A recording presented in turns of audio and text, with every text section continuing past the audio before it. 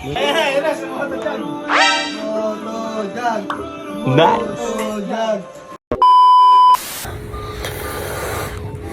Pa. Ano pa sila? Si Stephen gising na, bumaba na. Let's go down na. Swimming na, swimming. Yehey. Sama kayo? Yes kami. Secret.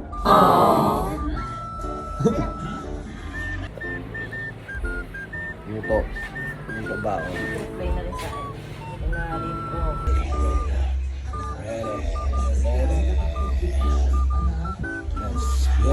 Hey ya, what's up mga kamotojag? Kamusta?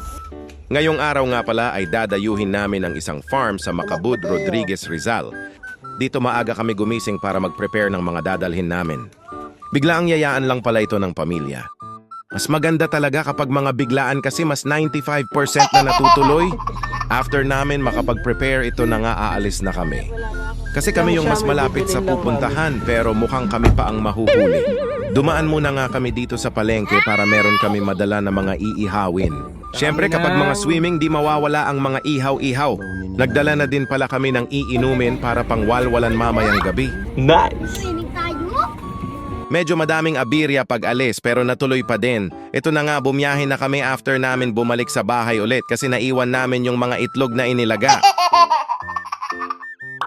Nice. Medyo malayo-layo din ang biniyahe namin lahat kaya medyo napagod din. Tapos ang dami pa namin buwan na dinaanan kaya pampatagal pa lalo sa biyahe. Shoutout sa mayor ng Montalban, Rizal. Ano na po nangyari sa mga daanan ninyo? Oh no!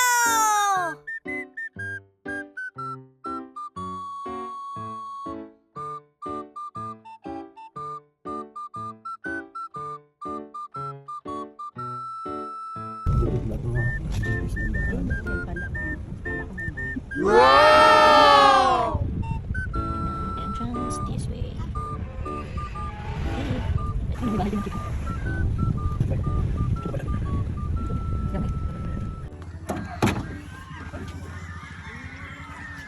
Ayun na nga, sabi ko na kami pa ang mas nahuli dumating.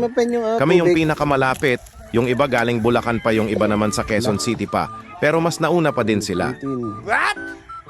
Kung mahilig ka nga pala sa nature, dito ka dapat pumunta. Maganda yung lugar, presko ang hangin at malamig ang tubig. Nature vibes talaga. Saan tayo? Ito na nga, pababa na kami dun sa tutuluyan namin. Bilisan na natin at madami pa tayo gagawin.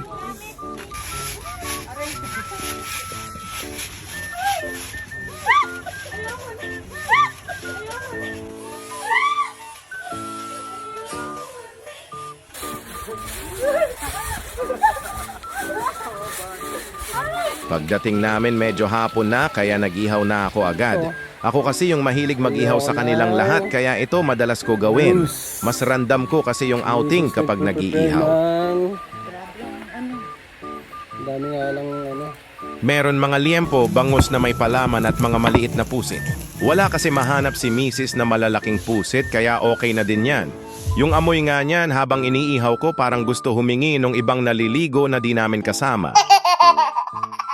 Tara mga idol, libutin muna natin yung buong lugar. Tamang-tama lang para matunaw yung kinain natin. Medyo napadami kasi talaga ang aking nakain.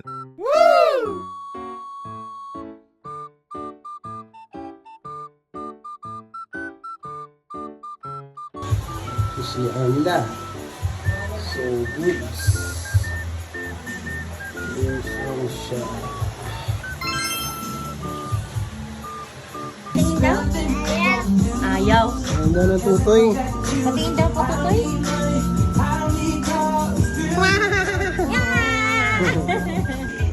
Nung nakakain ng lahat ito na nga umpisahan na ang party-party, tiyak na masaya na naman ito mamaya kasi kompleto kami. Alam ko din naman na nakasubaybay si Daddy sa amin. Alam ko na masaya siya na nakikita kami na masaya din. Anyway, ito na nga umpisahan na natin ang inuman. Sayang din namin nadala yung video pero ayos lang. Kung signal nga pala ang tatanungin nyo, syempre wala niyan. Kaya makikiconnect ka sa Wi-Fi pero may bayad at 22 hours naman ang stay kaya okay lang.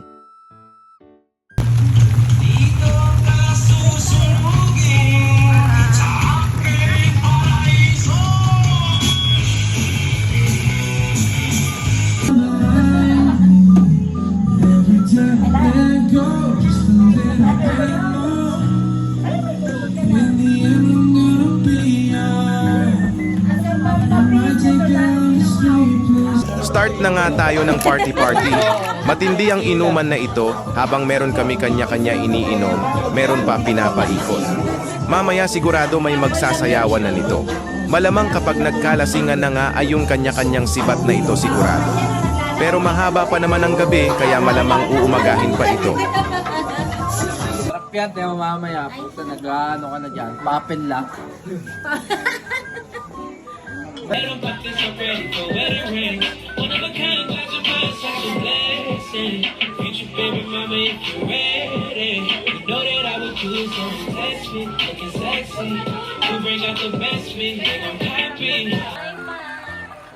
Bayad pa, ganyan lang pa ang servisyo. Sabi mo, Jam. Dati sinabi mo doon kanina. Sabi mo galing kay Jam.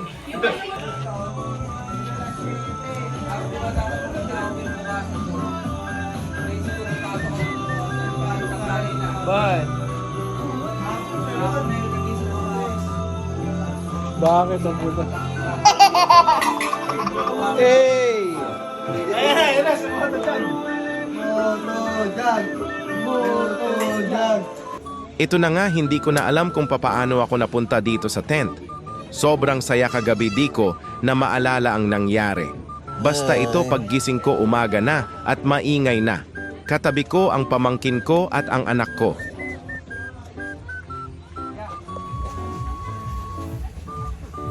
Sarap ng tulog ko sa tent. Tapos paggising mo masarap na simoy ng hangin at magandang view ang makikita mo. Sobrang nakakawala ng stress sa ingay ng syudad. Dito mga manok lang ang mag-iingay sa'yo. Tapos paggising ito na nga kakain na lang uli. Dahil nakapag-prepare na sila misis ng makakain. Dagat ko ka ba? Saan ka ba malalim? After kumain tampisawan na sa tubig, enjoy natin yung fresh water nila galing sa bundok. Ayun, nakaligo na nga din sa wakas.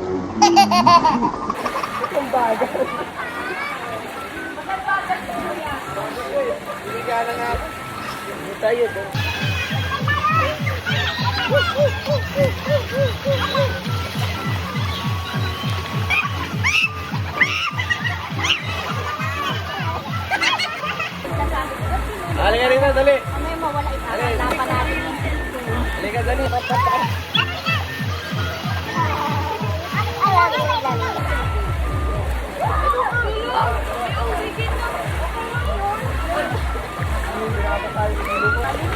Ako na tayo.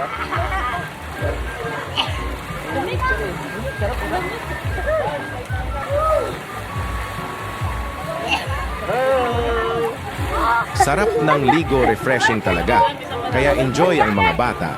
Actually, pati kami matatanda, sobrang nag-enjoy, lalo na dyan sa malaking slide nila. Sinulit namin ang mga oras na ito, dahil mamaya, tanghali after lunch, ay uuwi na din kami.